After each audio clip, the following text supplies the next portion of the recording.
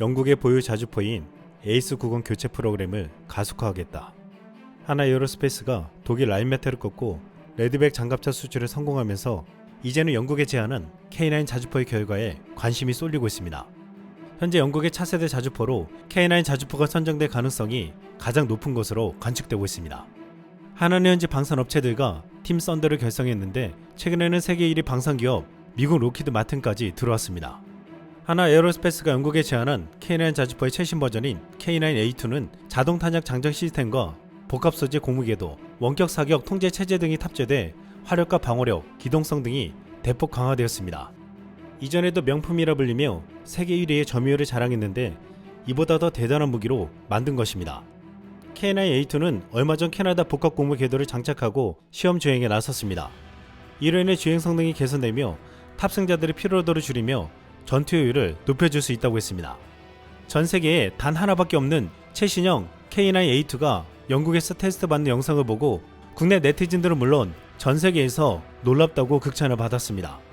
프랑스와 독일도 영국 차세대 자주포 사업에 도전장을 냈지만 이들은 영국이 원하는 시간 내에 납품이 불가능하다며 영국이 자주포 주문 시 즉시 납품이 가능한 유일한 대안이 K9A2라고 했습니다.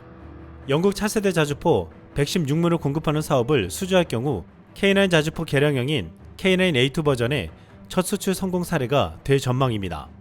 또한 K9 수출이 성사되면 동유럽 폴란드에서 서유럽 영국까지 국산 무기가 진출하는 것으로 K방산 역사에 한 획을 긋게 된다는 평가가 나오고 있습니다.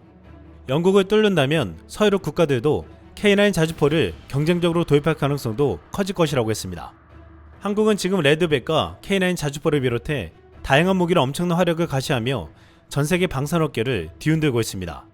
지금부터 한국산 무기가 어떤 활약을 하고 있는지 자세히 살펴보겠습니다. 한국산 다연장 로켓 천무의 성능은 훌륭합니다. 호주의 포병 장교로서 탈리스만 세이버 훈련 중에 천무 실사격 시연을 보게 돼 정말 흥분됩니다. 지난 22일부터 미국과 호주가 주도하는 다국적 군사훈련 탈리스만 세이버가 역대 최대 규모로 2주일 일정을 시작했습니다. 탈리스만 세이버 연합훈련은 전날 호주에서 한국과 일본, 독일 등 13개국 3만 명 병력이 참가한 가운데 진행됐습니다. 최근 대만 해역과 동중국해, 남중국해에서 중국의 도발로 긴장이 고조되는 가운데 이 훈련은 오로지 중국 하나만을 견제하기 위해 13개 국가가 벌이는 훈련입니다. 한국은 이 훈련에 대형 수송함인 마라도함과 구축함인 문무대항함, 마리논 상륙 기동헬기, K9 자주포, K239 천무 다연장 로켓, 한국형 상륙 돌격 장갑차 등 해군 해병대 주요 전력과 장병 720여 명을 참가시켰습니다. 한국은 이번에 해병대 대대급 병력이 처음으로 참여해 호주 북부 해안에 상륙하는 훈련을 실시하며 해병대가 보유한 K9 자주포와 천무 다연장 로켓의 실사격 훈련을 실시했습니다. 한국은 전 세계에서 4단 규모의 상륙작전 해병대 부대를 운영하는 유일한 나라로 엄청난 전력으로 평가받고 있는데 여기에 세계 최강의 자주포 K9과 K239 천무의 사격까지 하며 모든 나라에 주목을 받았습니다. 한국 K239의 사격을 13개 국가의 지휘관들이 모여서 보며 놀라워했는데 탈리스만 세이버 훈련 책임자이자 포병 지휘관 호주 데미안 힐 준장은 놀라운 성능에 경탄을 금치 못했습니다. 힐 준장은 한국군이 2021년에 이어 올해 훈련에 참여하는 것을 진심으로 환영한다며 한국은 이번에 K9 자주포와 장거리 로켓 포병 체계를 호주에 처음으로 배치해 실사격 훈련에 참여함으로써 지역 파트너들과 상호 운용성 향상을 입증했다고 말했습니다. 반면 일본 대한미사일은 K239 천무와 비교되었는데 이번 훈련에 참가한 육상자위대의 12식 지대함 미사일 시험 발사도 열렸습니다. 여기에도 많은 국가 지휘관들이 관심을 보였는데 불리한 해상 상황으로 인해 발사하지 못했습니다. 호주 육군 소장은 이것이 레이더 문제로 발사에 실패했다고 말하기도 했습니다. 몇 주 후 다시 시험 발사했는데 일본 지휘관과 병사들은 멀리 떨어진 참호에 숨어서 몰래 지켜봤습니다. 일각에서는 저렇게 겁을 먹는 게 과거일 때문이 아니냐고 했는데 2021년 12식 지대함 미사일 이동식 발사 차량이 민간도로 터널 한가운데서 화재가 발생하는 사고가 일어났습니다. 지대함 미사일을 탑재한 차량에 운전석 후방에서 발생해 엔진을 모조리 태웠는데 탑재한 미사일이 실탄이 아니라 훈련용 모의탄이라서 그렇지 실탄이었으면 터널이 순식간에 폭파되는 상황이었습니다. 사격 전에 일본 자위대 병사들의 긴장된 표정과 움직임에 이런 사고 때문에 지레 겁먹은 게 아니냐는 말까지 나왔습니다. 중국을 가상의 적으로 정해놓고 버리는 탈리스만 세이버에는 불청객도 등장했습니다. 현재 호주 동부 해안에 중국 정찰선이 정박해 있는데 미국과 호주가 주도하는 다국적 훈련 탈리스만 세이버 2023을 감시하려는 목적으로 보고 있습니다. 여기서 중국은 한국산 무기의 화력도 지켜보았을 것이라고 했습니다. 호주가 최근 가장 전력 강화에 힘쓰는 분야가 장거리 미사일입니다. 중국의 역내 군사력 팽창에 맞서 호주는 장거리 정밀 타격 미사일 확보 등에 190억 호주 달러, 약 17조 원을 투입하기로 했습니다. 호주 정부는 북부 해상과 본토 방위력을 증강시키기 위해서는 장거리에서 목표물을 정밀 타격할 수 있는 미사일이 필요하다고 발표했습니다. 기존에 투입하려던 신형 탱크나 장갑차 등을 줄이는 대신 이 예산을 장거리 미사일 개발에 사용하겠다는 것입니다. 이것은 유사시 중국군이 본토에 상륙하기 전에 초토화시키겠다는 전략입니다. 지난 1월 호주는 미국에게 하이마스 20기와 노르웨이로부터 수랑 미사일까지 총 8,700억 원의 장거리 타격 미사일 전력을 우선적으로 확보했습니다. 2026년까지 호주로 도입될 하이마스 발사대 사정거리는 300km이며 이를 현재 호주군이 사용 중인 제리식 곡사포의 사정거리 40km와는 비교조차 되지 않는다고 했습니다. 호주는 급히 우크라이나 전장에서 게임 체인저가 된 하이마스를 계약했는데 이날 훈련장에서 보여준 한국산 다연장 로켓 K239 천무는 2배의 화력으로 멋진 모습을 보여줬습니다. 일각에서는 이날 한국이 K239 천무와 K9 자주포를 가지고 화력쇼를 한 것 자체가 앞으로 세이즈 효과를 가지고 올 수 있다고 보았습니다. 천무는 최대 사거리가 80km이지만 지난해 12월 천무 발사대에서 200km 미사일 발사에 성공했습니다. 지금 기존의 천무보다 큰 구경 300에서 400mm, 사거리 300에서 400km의 무유도, 위송유도, 관송유도 등 정밀도가 높고 다양한 탄종을 운용할 수 있는 천무2를 개발하고 있습니다. 최초 천무는 북한의 방사포에 대응하기 위해 만들어졌지만 사거리 화력이 증가하면서 중국까지 견제할 수 있는 중요한 무기가 되고 있습니다. 천무2는 기존의 8곱하기8 천무 차량에 300에서 400mm 대구경 로켓탄 이연장 포드 곱하기2 4발 발사대 플랫폼이며 확산탄과 정밀 유도탄, 지하 침투, 갱도 파괴탄, 활주로 파괴탄, 비핵 EMP탄, 열압력탄, 정전탄, 지뢰 살포탄, 선전탄 등 다양한 탄종을 개발해서 운영이 가능합니다. 이안의 별대로 차량을 19x10 차량으로 하고 발사탄을 4발에서 8발로 늘린 천무3가 준비 중이며 천무3는 중국의 동일구경 다연장 무기인 WS2보다 강력한 화력을 보유할 예정으로 사거리 역시 400km에 달성하도록 할 계획입니다. 앞으로 호주가 K239 천무에 큰 매력을 느낄 것이라는 이유가 바로 K9 자주포와 K239 천무의 조합이 엄청나게 매력적인 무기이기 때문입니다. 호주는 K9 자주포 30문과 K10 탄약 운반 장갑차 15대를 계약한 바 있습니다. 이번에 한국 해병대가 훈련에 이 조합으로 나왔는데 이미 폴란드에서는 K9 자주포를 648문을 도입하고 K239 천무 300문을 추가 도입했습니다. 가장 이상적인 활용법은 K9 자주포와 같은 155mm 자주포를 앞세우고 고가치 표적을 적포병 사정거리 밖에서 타격해야 할 필요가 있거나 최단 시간으로 목표물을 침묵시켜야 할 필요가 있을 때 K239 천무를 투입하는 것입니다. 이 조합은 가성비라고 불릴 정도로 경제적이면서도 엄청난 화력을 자랑한다며 K9 자주포를 도입한 나라들은 K239 천무까지 도입해야 한다는 유혹을 받고 있다고 했습니다. 사실 이 조합을 가장 먼저 알아본 나라가 폴란드입니다. 폴란드는 당초 K2 전차, K9 자주포, FA50을 긴급 도입하고서 이후 천무까지 도입했는데 K9 자주포와 천무의 조합이 전술적으로 훌륭하다는 평가를 내렸습니다. 최근 벨라루스에 자리 잡은 바그너 그룹이 폴란드의 최대 위협이 되고 있는 가운데 한국산 무기로 부정한 부대가 주목되고 있습니다. 지난 22일 러시아 바그너 용병 5,000명이 벨라루스 운집한 유성사진이 포착되었습니다. 그리고 23일 벨라루스 루카센코 대통령은 이런 말을 해도 될지 모르겠지만 해야겠다며 바그너는 서쪽 폴란드로 나아가야 한다고 주장하고 있다라고 말했습니다. 루카센코 대통령은 바그너 그룹이 바르샤바와 제슈포를 보고 싶다고 말했다면서 그들이 우크라이나에 대한 폴란드의 군사 지원에 대응해 반격할 수 있기를 바라고 있다고 주장했습니다. 또한 그는 그들은 원한을 품고 있다. 바흐무트에서 싸울 때 우크라이나의 군사 장비가 어디에서 왔는지 알고 있었다며 폴란드를 치고 싶다는 말을 했다는 것입니다. 폴란드는 벨라루스와 인접한 동쪽 지역에 병력을 강화하며 바그너 그룹의 혹시 모를 침공에 대비하고 있지만 이 같은 발언은 더욱더 큰 위협이 되고 있습니다.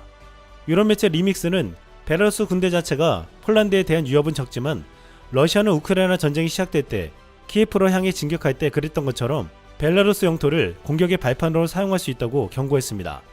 이 매체는 이때 한국산 무기로 무장한 제1보병 사단으로 명명된 새로운 사단이 폴란드 동부 지역을 따라 작전을 수행할 것이며 새 사단을 지휘하게 될 준장 노부트 이아노프스키에 따르면 고도의 기동성이 최우선 과제가 될 것이라고 했습니다. 또한 이 새로운 부서는 국경의 위협에 대응할 수 있는 자동화된 자산을 잘 갖추고 있다고 했습니다. 마지막으로 이 매체는 폴란드가 벨라루스를 통한 러시아 위협을 막기 위해 중요한 것을 한 문장으로 말했습니다. 한국군 K2 전차와 K239 천문 로켓 발사대, K9 자주포로 무장한 전차 여단이 강력한 방어선을 구축할 수 있어야 한다. 지난 21일 콜롬비아 해군이 중남미 해군 다국적 연합훈련 유니타스에서 놀라운 장면을 보여줬습니다. 콜롬비아 해군은 한국에서 구입한 한국산 함대함 미사일 해성으로 표적함에 발사하는 훈련이었습니다. 해성 미사일은 순식간에 강력한 폭발을 일으키며 함정을 초토화시켰습니다. 해성 미사일 단 한 발의 엄청난 화력에 표적함은 완파되어 사라지는 모습을 보여줬는데, 이 정도 파괴력이면 구축함은 물론 대륙 상륙함과 항공모함에도 치명적일 것이라고 말했습니다. 지난 2012년 콜롬비아는 해성 미사일 16발을 구입했는데, 이래가지고 지난 2019년에도 콜롬비아 해군 훈련 중 표적 함정을 격침시킨 영상을 공개한 바 있습니다. 하지만 이번에 공개된 영상에는 지난 2019년에 비해 더 강력한 위력을 보여주었습니다. 콜롬비아 해군은 한국산 해성 미사일 실사격 훈련 영상을 공개하면서 자신들의 방어 전력 능력을 확인시켜 주었으나, 이는 또한 한국산 해성 미사일의 능력까지 입증해 보였습니다. 일각에서는 이 영상은 콜롬비아 해군의 능력보다 너무나 정교하고 강력한 폭발력의 LIG 넥스1의 미사일 제조 능력을 보여주는 것 같다고도 말했습니다. 그런데 이번 시험 발사는 여러모로 큰 의미가 있다고 했습니다. 한국은 지난 2014년 동해급 초기 함정 안양함을 무성으로 인도하고 2020년에 포항급 익산함을 두 번째로 공유했습니다. 한국이 이렇게 두 대의 군함을 무성으로 콜롬비아에게 준 데는 고마운 인연이 있었습니다. 콜롬비아는 한국 전쟁 당시 중남미 국가 중 5,100명의 병력과 호위함 한 척을 파병한 유일한 국가였습니다. 1951년 6월 16일 콜롬비아군이 한국에 도착했을 때 유엔군은 그들의 활약에 힘입어 두 번째로 서울을 탈환했습니다. 콜롬비아군은 고지대 국가라는 이유로 험한 산악전에 투입됐는데, 금성 진격전을 시작으로 기마 400 고지 전투, 불머 고지 전투까지 참여해 승리를 거두고 6.25 전쟁에 한 획을 그었습니다. 이 한국은 콜롬비아의 도움을 잊지 않고 안양함과 익산함을 무상으로 주며 콜롬비아 해군에 큰 도움을 주었습니다. 콜롬비아는 한국의 군함뿐만 아니라 미사일 기술에도 놀라움을 표하며 한국산 대한미사일 해성을 최초로 수입하여 그 놀라운 위력에 감탄했습니다. 콜롬비아에게 최초로 준 안양함이 프랑스제 액조세 대한미사일을 장착한 마지막 전투함이었지만, 콜롬비아로 이전하면서 제거된 이후 한국 해군에서 더 이상 이 미사일을 운영하지 않게 되었습니다. 그동안 해외에서 미사일을 수입해 쓰던 역사도 안양함을 인도하면서 사라졌다는 것입니다. 한국 미사일 기술의 진보의 역사에 콜롬비아가 들어가 있었습니다. 한국에게 두 대의 군함을 받은 콜롬비아는 전세계 한국의 대한미사일의 위력을 제대로 보여줬습니다. 적의 함선을 공격하는 대한미사일은 해군 무기 중 가장 치명적인 무기로 손꼽히고 있습니다. 지난 제3차 중동전과 포클랜드 전쟁에서 대한미사일은 거대한 구축함을 일격에 격침시키며 게임 체인저의 역할을 해냈습니다. 이번 우크라이나 전쟁에서도 미국이 우크라이나군에 제공한 지대함 하프 미사일로 흑해 해상에 위치한 러시아 해군의 900톤급 예인선 바실리 베우를 단 두 발로 명중시켜 격침시켰습니다. 최근 해양에서 벌어지는 갈등이 커지면서 대한미사일의 중요성이 갈수록 부각되고 있는데, 이 때문에 세계 각국은 최신형 대한미사일을 개발하고 보유하려고 혈안이 되어 있습니다. 우리 해군은 그동안 미국제 하푼과 프랑스제 액조세 대한미사일을 도입해 구축함, 호위함, 고속함 등에 탑재해 사용했습니다. 1980년대부터 한국도 우리 힘으로 대한미사일을 개발하기도 뛰어들어 1996년부터 8년간 개발해 해성 대한미사일을 개발해냈습니다. 2003년에 해성 대한미사일이 전략화되었는데 70km 떨어진 목표물을 정확히 명중시켜 그 성능을 입증해 보였습니다. 2012년에 열린 림팩 훈련에서 해성은 실사격 100% 명중률을 기록했는데, 어깨순 유사 무기체계인 미군의 하푼 대한미사일, 프랑스 액조세 대한미사일을 능가하는 성능으로 평가할 정도였습니다. 세계적인 대한미사일들과의 경쟁에서도 뒤지지 않는 능력을 가진 해성은 세계 각국에서 러브콜을 받고 있는데, 중남미 국가인 콜롬비아에서 해성 대한미사일을 가장 먼저 도입했습니다. 국산 미사일로는 최초의 수출이었습니다. 해성 대한미사일은 성능 면에서도 경쟁 대한미사일들을 능가하면서도 우리에게는 큰 경제적 이익까지 가져다 주었습니다. 비록 하푼보다 비싸지만 미사일 수입에 들어가는 외화 1조 원 이상을 아꼈다고 했습니다. 또한 성능 개량을 독자적으로 진행하고 가성비 높은 무기 체계를 국산화시켰습니다. 우리가 해성 미사일을 두 번째로 수출한 국가는 콜롬비아처럼 한국산 군함을 공여받은 필리핀입니다. 한국은 6.25 전쟁 당시 아시아 국가에서 가장 먼저 파병한 필리핀에게 그동안 많은 무기들을 공여해왔습니다. 한국은 2019년 필리핀에 포항급 초기함 충주함을 무상으로 주었습니다. 충주함은 1987년에 취역한 오래된 함정이나 76mm 함포 2문회에 40mm 기관포, 324mm 어뢰 등을 무장하여 당시 필리핀이 보유한 어떤 해군 함정보다 강력해 졸지의 필리핀 해군의 최고의 자산이 되었습니다. 이에 필리핀은 보은의 성격으로 현대 중공업에 7천억 원의 초기함 2척을 주문했습니다. 이때 주문한 1번함이 2019년 5월 23일 필리핀 영웅 호세 리잘이라는 이름이 붙여지며 진수되어 6월 15일 필리핀 해군에 인도되었습니다. 필리핀 해군에서 유도탄 운영 능력을 가진 함정은 호세 리잘함이 처음이었는데 여기에 대한민국산 무장으로는 해성 대한미사일 4발과 청상어 경어뢰가 장착된 것으로 알려졌습니다. 필리핀은 방문 소탕에도 호세 리잘함이 쓰여지겠지만 해성 대한미사일 4발이 장착되어져 있다 보니 중국과의 전쟁 가능성이 높아지거나 주변 국가들의 해군력과 대치를 할 때 강력한 위력을 발휘할 것이라고 했습니다. 이번 콜롬비아의 시험 발사 성공에 필리핀은 웃고 중국은 울상을 지었을 것이라고 했습니다. 중국은 그동안 동남아 국가들에게 무기를 팔아서 이익을 챙겨왔지만 우리가 필리핀에게 현대식 함정을 주는 것을 반대하며 노골적으로 항의하기도 했습니다. 현재 남중국해 막대한 석유 자원이 매장된 것으로 알려진 스카버르 섬과 스플레트리 군도 등 두 나라 사이의 산호초 군락섬들이 중국과 필리핀의 분쟁 무대입니다. 특히 지난해 이후로는 중국이 이들섬 지역에 군사시설 건설을 강행하고 인근 해역에서 필리핀이 미군과 합동해상훈련을 벌이는 등 긴장이 정점을 향해 달리는 상황입니다. 이 한국이 인도한 호세 리잘함과 해성 미사일이 필리핀 해군에 큰 전력 증강을 시켜주었다고 했습니다. 한국은 해성 대한미사일 이후 더 강력한 미사일들을 만들었습니다. 해성2는 해성1의 초음속 버전으로 현무3 순항 미사일을 기반으로 함정에서 운용할 수 있게 개량한 함대지 순항 미사일입니다. 해성1은 사거리가 150km로 속도는 마하 0.7에서 0.9의 아음속이지만 해성2는 사거리가 500에서 1500km이고 마하 1의 초음속 미사일입니다. 해성2는 한국형 구축함 가운데 왕건함에 최초 탑재되었으며 세종대왕함 등 이지스함에도 실려 있습니다. 왕건함에는 10여 발, 세종대왕함에는 30여 발의 해성2가 탑재된 것으로 알려졌습니다. 해성3 미사일은 잠대지 순항 미사일로 사거리가 1000km 이상인 마하 2.5의 속도로 완벽한 초음속 미사일입니다. 이는 손어린급 오번한 윤봉기함에 최초로 배치되었고 도산 안창호급 잠수함은 6발 이상의 잠대지 순항 미사일을 동시에 발사할 수 있습니다. 해성3 미사일은 이렇게 2013년 2월 실전 배치되어 북한 전역을 타격할 수 있는 능력을 갖추고 있습니다. 해성을 기반으로 전술함대지 미사일 해룡도 개발되었습니다. 해룡은 해군 호위함에서 적의 해안과 지상의 표적을 타격하는 정밀 유도무기 체계입니다. 2011년부터 7년간의 연구 개발 끝에 2017년 시험평가 전 항목 기준을 충족하여 전투형 적합 판정을 받았는데 GPS와 관성화법 유도장치를 장착해 적 연안 근접 표적 및 지상의 주요 전술 표적을 정밀하게 타격할 수 있습니다. 해룡은 장갑 차량을 관통할 수 있는 자탄 수백여 개가 분산되어 폭발하면서 축구장량 2개의 면적을 초토화시킬 수 있는 위력을 가지고 있습니다. 또한 해룡은 발사 방식을 경사형과 수직형으로 다변화하여 함성 종류에 따른 탑재 제한을 극복한 국내 최초의 미사일입니다.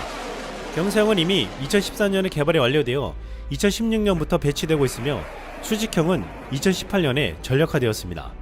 한국은 그동안 미사일 개발에 진심인 국가로 알려질 정도로 강력한 미사일들을 개발해왔습니다.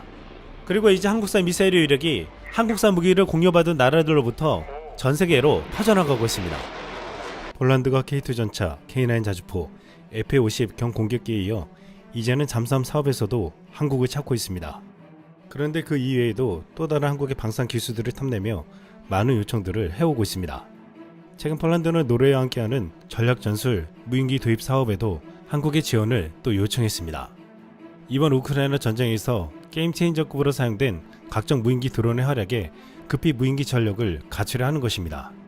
또한 이뿐만 아니라 한국이 개발한 새로운 무기들에 대해서 큰 관심을 가지고 있는데 지금부터 자세히 살펴보겠습니다. 이번 우크라이나 전쟁에서 러시아군은 엄청난 대전차 지뢰를 깔아놓았는데 태각하면서 자신들이 묻어놓은 지뢰에 당하는 참사가 연이어 벌어졌습니다. 오래된 지뢰 방식의 문제점이 이번 전쟁에서 여실히 드러나고 있는 것입니다. 하나는 이런 기존 재래식 대전차 지뢰를 대체할 수 있는 기동 저지탄을 개발하고 있습니다. 기동 저지탄은 진동 및 음향 감지 센서와 디지털 무선 체계로 활용해 아군의 접근 거부 지역에 접근하는 적군의 전차, 장갑차 등을 공격하는 무기 체계입니다. 기동 저지탄 내부에는 6개의 진동 센서와 음향 감지 센서를 장착하고 있는데, 여기서 진동 센서는 표적의 접근을 감지함과 동시에 이를 분류해냅니다. 음향 감지 센서는 표적의 방향과 거리를 정확히 파악하고 표적을 향해 상부 공격 지능탄을 발사할 때 활용합니다. 진동 센서는 1000m 밖에서도 접근하는 표적을 감지할 수 있으며 이를 무선 통신 장치를 통해 보고합니다. 운영자가 기동 저지탄 주변에 아군이 없음을 확인하고 작동 명령을 내리면 표적의 100m 이내에 접근했을 때 상부 공격 지능탄이 발사됩니다. 이 기동 저지탄은 정찰 부대 등에 배치되어 아군의 거점에 접근할 수 있는 주요 기동 내 신속히 투입해 적군의 접근을 막아내는 무기가 될 것으로 보이고 있습니다. 기동 저지탄은 앞으로 지뢰를 매설하려고 진땀을 흘리거나 자군이 심어놓은 지뢰도 알아보지 못하는 어이없는 상황이 벌어지지 않게 해줄 수 있습니다. 그런데 기동 저지탄은 이와 다른 목적으로도 사용될 수 있다고 했습니다. 바로 적의 대규모 기동 부대를 막아내는 중요한 역할을 제대로 해낼 수 있다는 것입니다.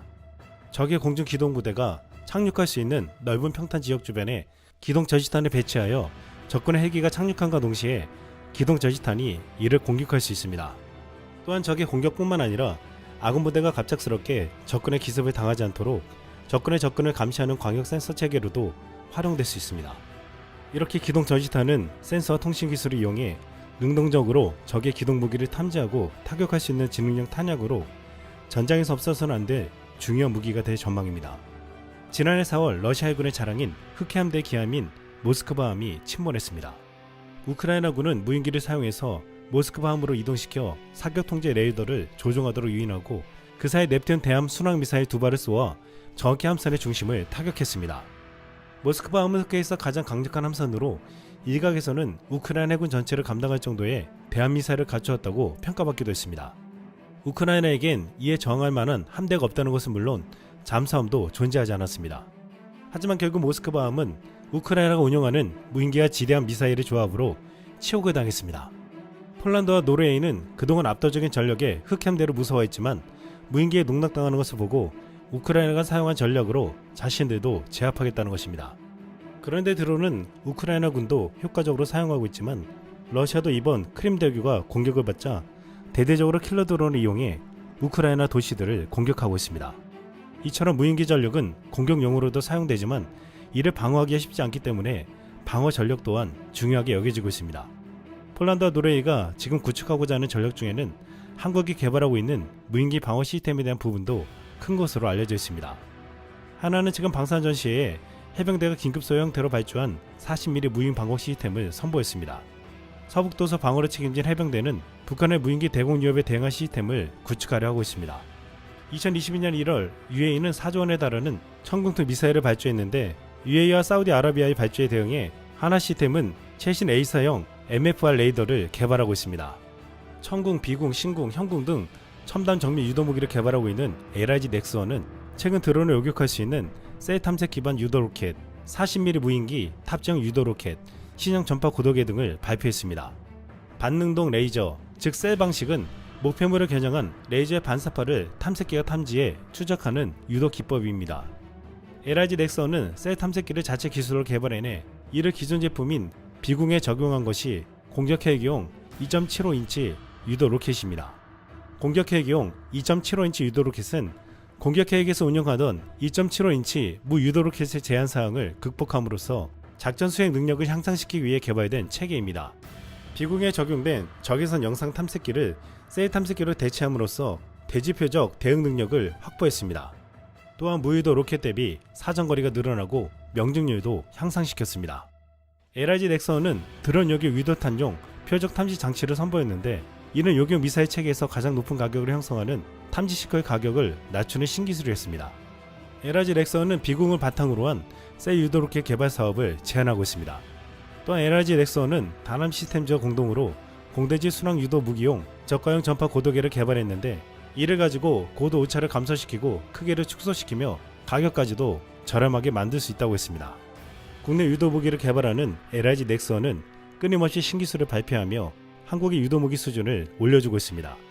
한국은 최근 적군의 드론 등을 격추할 수 있는 레이저 대공무기 개발을 끝내고 양산에 나선다고 했습니다.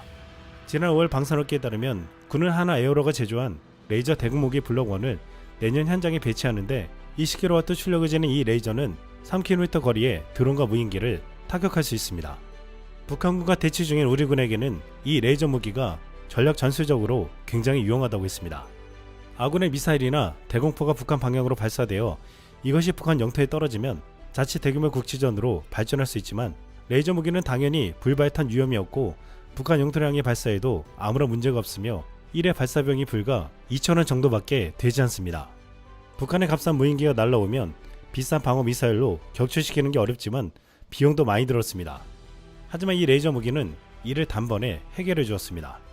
국방과학연구소는 지난 4월 시험평가 당시 레이저를 30회 발사해 3km 밖에 있는 무인기 30대를 모두 맞추어 100%의 명중률을 기록했습니다. 또한 원래 개발 초기에 목표로 했던 레이저 출력은 20kW였지만 개발 과정에서 25kW급까지 출력을 증가하는 데 성공했다고 알려졌습니다. 군이 요구한 사거리는 3km 정도였지만 실제 대기 상태가 좋다면 5km 밖의 무인기도 격추할 수 있다고 했습니다.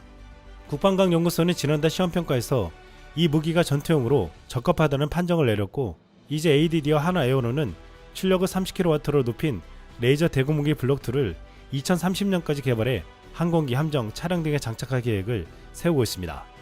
또한 군은 지난해 레이저빔으로 표적을 파괴할 수 있는 휴대용 무기 개발에도 착수했습니다. 한국은 미국이 첨단 무기에 집중할 때 북의 위협에 대비해 꾸준히 재래식 무기로 강력한 전력을 구축해왔습니다. 이번 우크라이나의 전쟁에서 아직 재래식 무기가 중요하다는 사실에 전 세계에서는 한국의 러브콜이 쏟아지고 있습니다. 그런데 한국은 재래식 무기뿐만 아니라 새로운 시대의 전쟁에 사용되는 신무기들을 계속 내놓으면서 진정한 군사강국, 방산수출 강국으로 발돋움하고 있습니다. Polskie armatochaubice Krab odegrały jedną z głównych ról w walkach z Rosjanami w Bachmucie i na kierunku chersońskim. Są to precyzyjne i skuteczne maszyny i mogą oceniać je tylko pozytywnie. Tak powiedział dowódca oddziału w 61. Brygadzie Zmechanizowanej Stepowa Sił Zbrojnych Ukrainy. Jak dodał, Krab jest bardzo nowoczesnym sprzętem, a Rosjanie nie posiadają odpowiednika, który można by do niego porównać. O szczegółach z Kijowa Piotr Kućma. Krab to samobieżna armatochaubica na podwoziu gąsienicowym, produkowana przez hutę Stalowa Wola. Kraby działają bardzo precyzyjnie i są bardzo efektywne, podkreślają ukraińscy dowódcy, a skuteczność krabów jest wyższa dzięki zwiadowi z użyciem dronów, które śledzą wrogie pozycje z powietrza. Ukraiński oficer o pseudonimie Rym wymienił jeszcze jedną zaletę Kraba. Można w nim wykorzystywać zmodyfikowane pociski, a kolejnym plusem jest łatwość transportowania tej armatochaubicy. Od początku rosyjskiej inwazji Polska przekazała broniącej się przed Rosją Ukrainie wiele typów pojazdów i sprzętu wojskowego. 최근 우크라이나 반격에서 가장 결정적인 역할을 한다는 크랩 자주포가 또다시 맹활약을 하며 크게 주목받았습니다.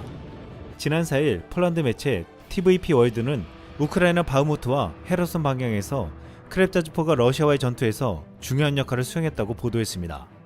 우크라이나 60일 기계여단 사령관은 크랩 자주포를 두고서 정확하고 효과적인 무기라고 평가하며 전술적으로 놀라운 결과를 만들어내고 있다고 했습니다.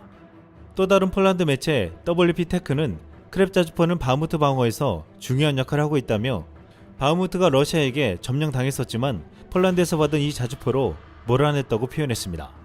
60일 기계여단은 오랜 전투 끝에 올 봄에 마침내 러시아군을 몰아내고 바흐무트와 솔레다르 지역을 방어했다고 말했습니다. 크랩 자주포의 정확성은 적의 위치를 추적하는 정찰용 드론과 함께 사용하면 무시무시해지는데 TVP 월드는 림이라는 별명을 가진 장교가 크랩 자주포와 무인 항공기가 완벽하게 작동한다고 설명했다고 보도했습니다.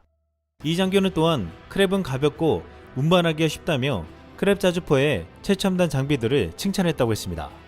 이렇게 가볍고 기동성이 뛰어나며 최첨단 장비를 갖춘 크랩 자주포는 아시다시피 한국의 K9 자주포 차체를 쓰고 있습니다.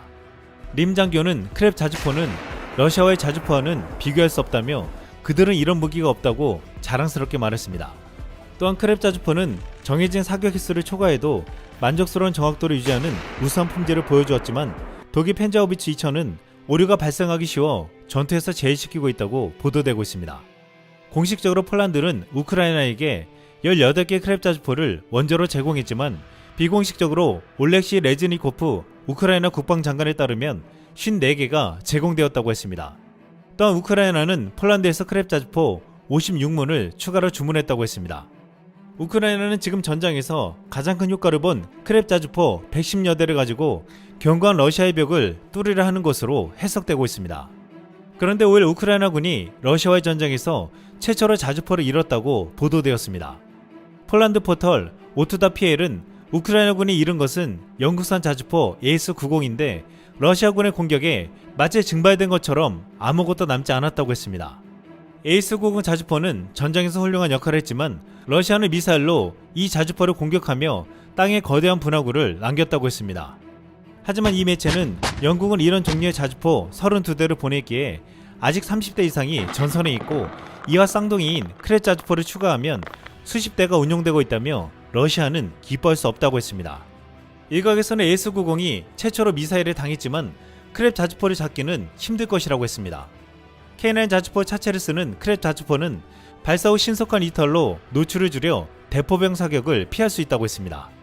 또한 AS-90에 포탑을 달았지만 K9 자체를 쓰는 크랩 자주포는 최대 속도 67km로 최대 속도가 53km인 AS-90에 비해 기동성이 훨씬 뛰어나고 출력도 1000마력으로 660마력의 AS-90에 비해 험지를 돌파하는 힘도 훨씬 뛰어나다고 했습니다.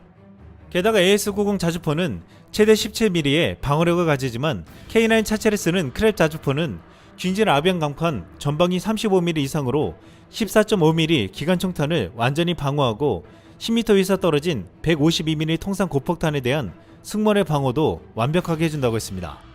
결국 크랩 자주포는 K9 자주포 차체로 인해서 SA-90 자주포보다 월등한 성능을 보여준다는 것입니다. 폴란드에서는 그냥 K9 자주포를 수입하지 말고 크랩 자주포를 더 많이 생산하자고 말하지만 폴란드가 이를 거부하고 K9 자주포를 648문이나 수입하려는 중요한 이유가 있습니다. 크랩 자주포와 달리 K9 자주포는 급속 사격 후 빠르게 이탈하는 동작이 훨씬 더 빠른 장점이 있습니다. 또한 무엇보다 K9 자주포는 품질이 보장되고 계속적인 개량이 가능하다고 했습니다.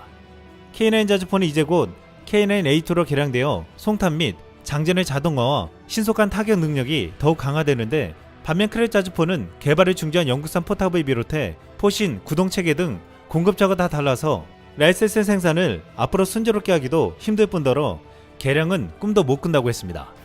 결국 회담은 K9 자주포를 대량 수입하는 것이었습니다. 그래서 지금 K9 자주포가 크랩 자주포를 전장에서 완성도 높은 차체의 능력을 인정받은 만큼 폴란드를 비롯한 많은 나라들에게서 강력한 러브콜을 받고 있습니다.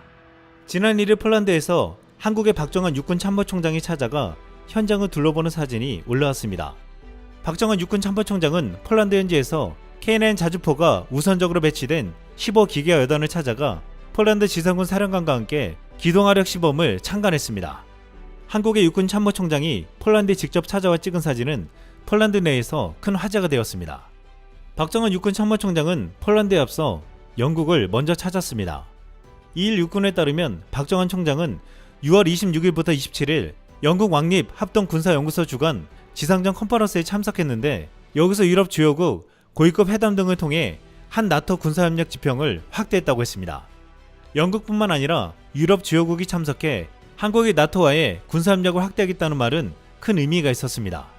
자주포의 본산이라 불리는 영국의 K9 자주포 개량형인 K9A2의 수출까지 거론되고 있는데 한국의 육군 참모총장의 방문은 수출 가능성을 더욱 높여줄 것이라고 했으며 이는 영국을 시작으로 유럽의 나토국에게 K9 자주포 수출의 문을 열어줄 것이라고 기대하고 있습니다. 또한 박정환 육군 참모총장은 지난해 12월 6년 만에 중동국가 UAE와 레바논을 공식 방문했는데 중동에서의 방산협력과 군사교류 협력 강화를 논의했다고 했습니다. 이미 이집트가 2조 원의 K9 자주포를 구입했기에 이들 국가도 도입을 검토하고 있는 것으로 알려졌습니다. 한국의 포스타 육군 참모총장이 많은 국가들을 찾아가 방산 세일즈를 펼치고 군사적인 협력을 요청받는 이유 중 하나는 그가 이끄는 한국 육군이 엄청난 포병 전력을 가지고 있고 이를 실제로 북한군의 위협 속에 운영하고 있는 나라이기 때문입니다.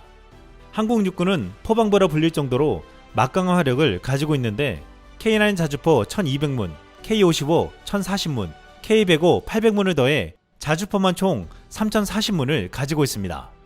이는 미국보다 2배가 넘는 양이고 병력이 몇 배 많은 중국까지 압도하는 포병 전력입니다. 여기에 견인포 4700문과 로켓포, 단장 로켓, 현무 미사일까지 합치면 어떤 군대도 감당할 수 없는 무시무시한 포병 전력이라고 했습니다.